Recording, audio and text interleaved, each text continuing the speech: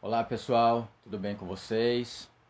Pois bem, hoje no Classe dos Clássicos eu vou falar um pouquinho desta obra, que é o Eles Não Usam Black Tie, do Gianfrancesco Guarnieri.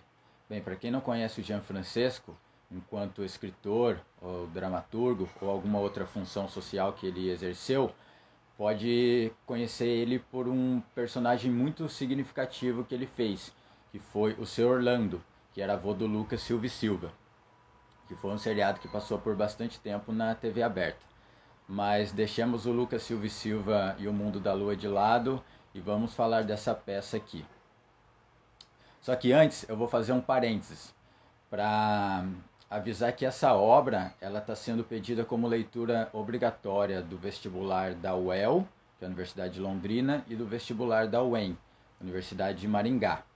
Então, se você está assistindo o vídeo e vai prestar algum destes vestibulares ou conhece alguém que vá prestar, se quiser passar o meu contato, eu estou à disposição, porque aí a gente pode trabalhar os elementos técnicos da obra, que não é o caso que eu vou fazer aqui no vídeo de hoje. Então, para falar dessa peça enquanto leitura de vestibular, a gente tem que ter em mente algumas outras situações. Por exemplo, a importância dessa peça para o antigo teatro de arena, a importância do antigo teatro de arena para a sociedade da época, sobretudo colocando em cartaz as peças críticas e que faziam esse embate social. Então, tudo isso vai acabar fazendo parte do contexto que os vestibulares pedem, porque eles sempre tentam ligar de algum modo literatura e sociedade, literatura e história e todas essas coisas. Então, a gente teria que ter esse elemento mais técnico e um pouco mais histórico para falar dessa peça enquanto leitura de vestibular. Então, fechamos esse parênteses. Bem, eu resolvi falar dessa peça porque essa semana eu tive algumas conversas e em algumas situações que eu percebi que muita gente de fato não está conseguindo perceber a importância da greve dos Correios. Sei lá, está chateada porque o seu bem material não vai chegar no tempo certo e todas essas coisas. Então, para falar de greve, nada melhor do que eles não usam black tie. Mas diferente das peças do Shakespeare que eu acabo abordando aqui, nessa eu não vou entrar em específico dentro do enredo, dentro da narrativa e da história. Eu vou só tentar dar alguns elementos para que, se vocês forem ler a peça depois, percebam algumas coisas mais claramente, ou para quem não vá ter contato, perceba que existe uma importância fundamental dessa peça na história brasileira. Bem, e para quem se interessar ainda pela história, mas não for ler a peça, existe uma adaptação para filme no YouTube com o mesmo nome. Eles não usam black tie. E só pelo fato do Gianfrancesco Guarnieri participar como um personagem principal e a excelentíssima, magistral Fernanda Montenegro também fazer uma personagem, já vale assistir ao filme.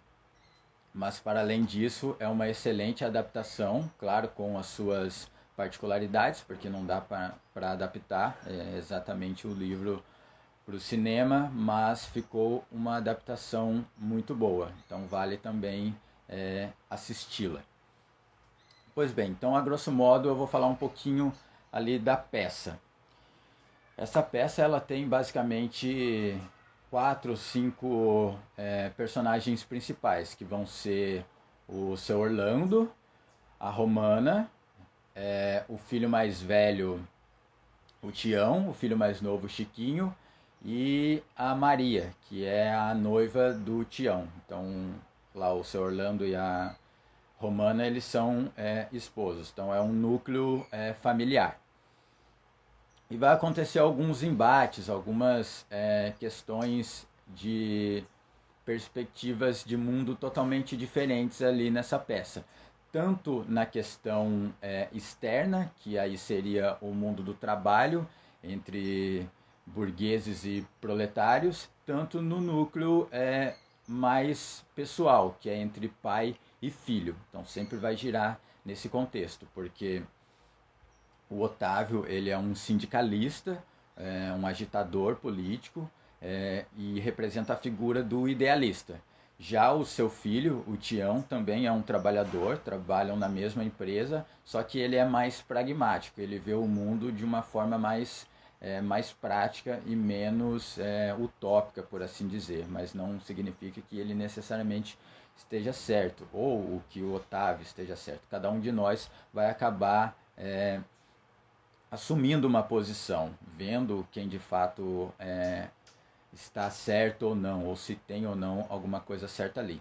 Já a Romana, que é a mãe, ela é uma personagem muito forte, muito significativa e muito contundente, mas na minha leitura ela acaba fazendo ali uma personificação do não maniqueísmo da peça. Então ela toma sim posição, ela sempre tem a sua posição, só que ela sempre tenta ali unir a família, não deixar a família se desestruturar. Então tentar entender o lado do filho e tentar entender o lado do marido. Então ela entende, compreende essa questão idealista do marido e compreende o pragmatismo do filho. Mas a grosso modo a peça vai se desenrolar na seguinte situação: o Otávio ele acaba agitando uma greve lá na metalúrgica que ele trabalha, ele e quase todos os outros moradores do morro, incluindo o Tião, seu filho. E a greve está posta, todo mundo está organizado, só que o Tião faz uma peleguice. Então, ou seja, ele fura a greve. Aí um amigo do Otávio acaba vendo que o Tião entra para trabalhar na fábrica e acaba contando para o Tião. Então o Tião fica muito indignado, muito puto com o filho, justamente por ele ser essa liderança e tudo mais. E o Tião acaba que não dá muita bola. Só que na peça a gente vai perceber que o Tião tem os motivos dele para ter furado a greve. Ele vai ser pai.